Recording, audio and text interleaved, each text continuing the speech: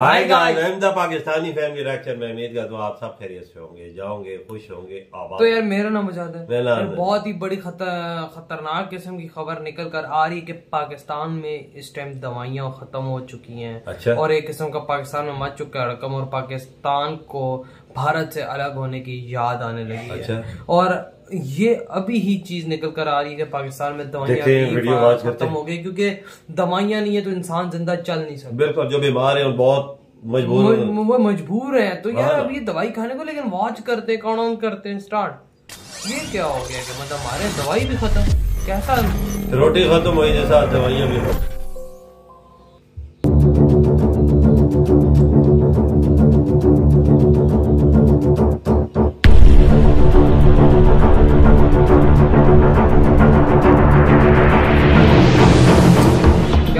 पाकिस्तान करना चाहता है भारत से बराबरी, लेकिन अपने घर में नहीं बची फूटी कौड़ी। ऐसे कैसे भारत से अपनी दुश्मनी निभा पाएगा कंगाल पाकिस्तान? रोटी कपड़े की जंग के बीच में तो अब पाकिस्तान में दवाइयों की भी तंगी होगी।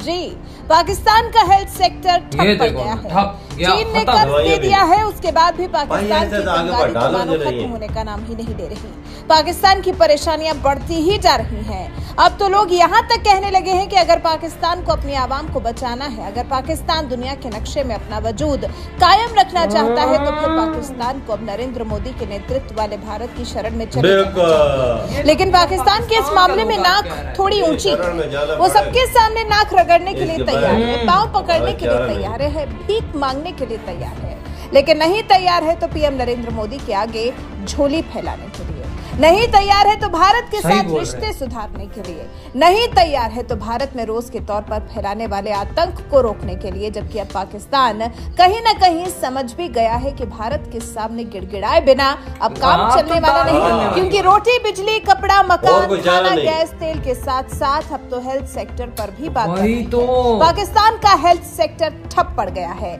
आर्थिक बदहाली से जूझते पाकिस्तान के अस्पतालों में इंसुलिन समेत तमाम आवश्यक दवाओं की भारी कमी हो गई है।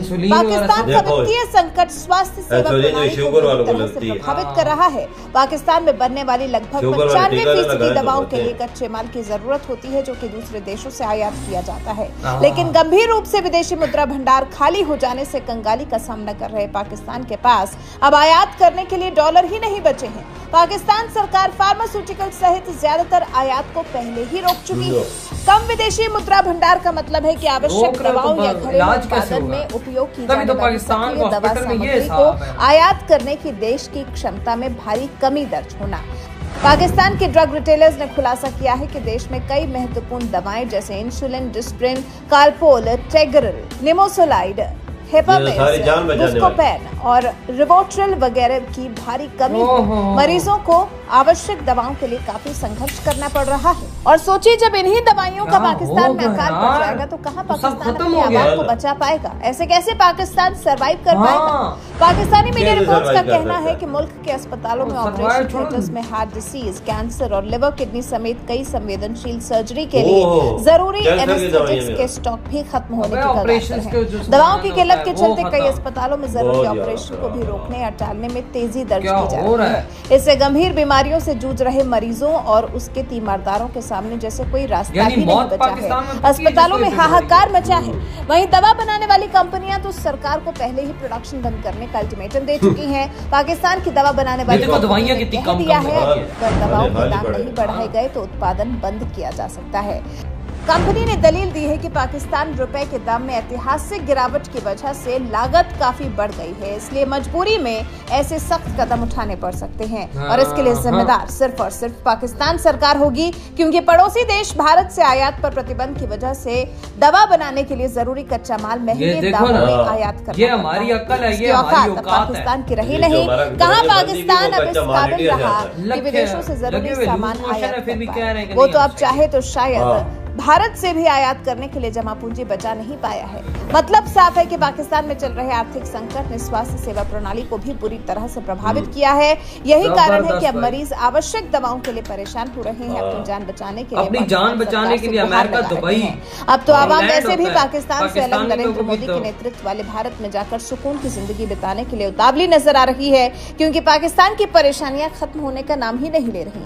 वहीं भारत का रुख पाकिस्तान के मुद्दे पर बिल्कुल साफ है। पाकिस्तान अगर भारत के सामने मदद के लिए हाथ फैलाएगा तो ये बात पाकिस्तान भी जानता है कि भारत कभी क्योंकि भारत वसुधैव कुटुंबकम में विश्वास करता है और इंसानियत को सबसे बड़ा धर्म मानता है। चाहे किसी ने भी भारत के साथ कुछ भी किया हो, लेकिन भारत इंसानियत को सबसे बड़ा मानता है। लेकिन उसके लिए पहल तो सिर्फ पाकिस्तान की करेगा। भारत जबरदस्ती जाकर पाकिस्तान का मुंह नहीं भरेगा। अब भारत वो वाला भारत नहीं रहा कि गोली भी खाए और मदद भी पहुंचाए। पहले गोली बंद होगी, तब कहीं जाकर भारत से पाकिस्तान में रोटी मिलेगी। वैसे जिस तरह की गंभीर स्थिति पाकिस्तान में बनी है, जिस तरह का संकट पाकिस्तान पर आया हुआ है, और अब तो हेल्थ सेक्टर भी ठप होने के कगार पर पहुंच गया है। ऐसे में पाकिस्तान को इस मुश्किल वक्त से उबारने के लिए कौन आगे आएगा, या फिर पाकिस्तान यूं ही खत्म हो जाएगा? इस बारे में आप क्या सोचते हैं? अपनी राय हमें कमेंट कर। किसी के माई के लाल की इतनी हिम्मत नहीं है कि वो हमें दोबारा खड़ा कर सके। ये इतनी बड़ी बात हम लोग कर रहे हैं यार। आप तो सोच सकते हैं कि इतना बड़ा कर्जा यार, देखो कर्जदार, छोड़ो कर्जों को, पाकिस्तान कर्जे की माँ बहने करो।